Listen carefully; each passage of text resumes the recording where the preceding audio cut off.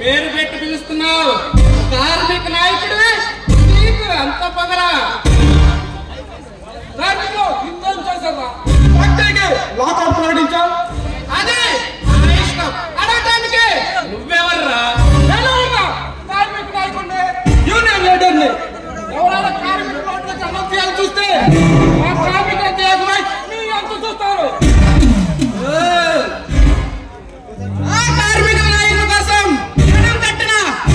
వీర శివాజీ మర్యాదగా నా కాళ్ళు పట్టుకుంటే ఆ ఫ్యాక్టరీని ఓపెన్ చేస్తా కానీ సమ్మె చేస్తే నిన్ను అడుగు తినేలా చేస్తా అప్పుడు తెలుస్తుంది ఈ భూమారెడ్డి పవర్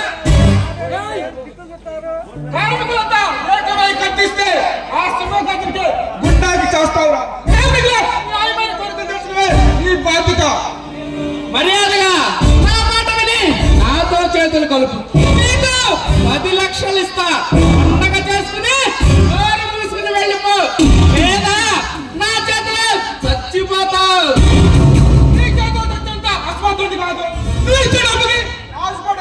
అవినీతి మంది కాదు న్యాయమైన కోరిక తెచ్చుడు నా బాధ్యత నీలాంటి కుర్రాళ్ళని నా సర్వీసులో చాలా మందిని చూశాను ఎర్ర జెండాలు పట్టుకుని ఎర్రవీగే వాళ్ళని ఈ ఊరు పలిమేరలో పాతరేసిన చరిత్ర నాదే చరిత్ర చెప్పబోమానంటే కాసి కార్మికుల వ్యక్తి రక్తాన్ని క్యాష్ చేసిన నీ కీచుకు చరిత్ర నాకు పూర్తిగా తెలుసు ఒక తప్పుడు ఉపన్యాసాలు చెప్పి నన్ను విసిగించకు నీకేం కావాలి అడుగు అంతేగాని ఆకిలా కారు కోతలకు వస్తే నాటికి పోతావు నాటికి పోవాలి నాన్న కాదురా నువ్వు చేసిన దొంగ అమరాలని బయటపెట్టి నిన్ను నడి మొదలు నడిపిస్తా నిన్ను నిలువును నరికి ఆ రక్తంతో ఈ భూమాతకి రక్తాభిషేకం చేస్తా రే శ్రీకాంత్ నీలాంటి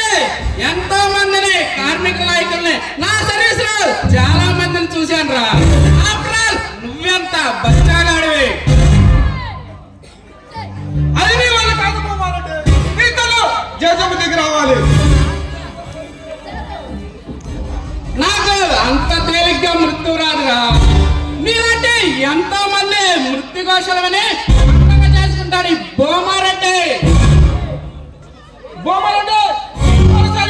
వెళ్తున్నా నీ పద్ధతి మార్చుకో, లేదా నీ ప్రాక్టీస్ మొదలుపై ఈ సమాజం కడతా వస్తా.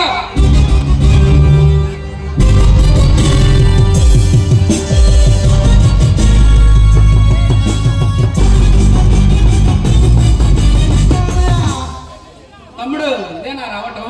అవునన్నయ్య.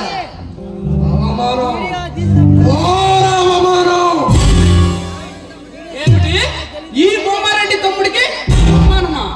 అవునన్నయ్య. ఎవడు తమ్ముడు వాడు? చెప్పు. ఆ నా కొడుకు తల తెగనానికి నీకు కానుక ఇస్తా.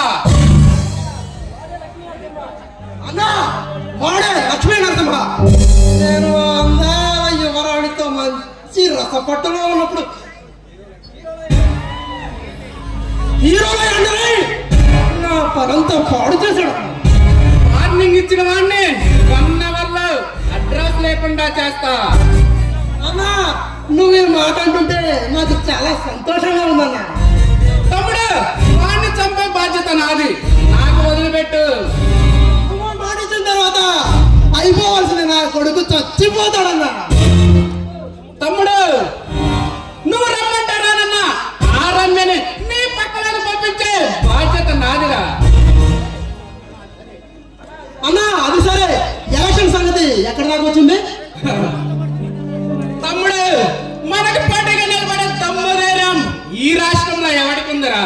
అన్నయ్య ఈ ఊళ్ళో నువ్వంటే అందరికి హడా.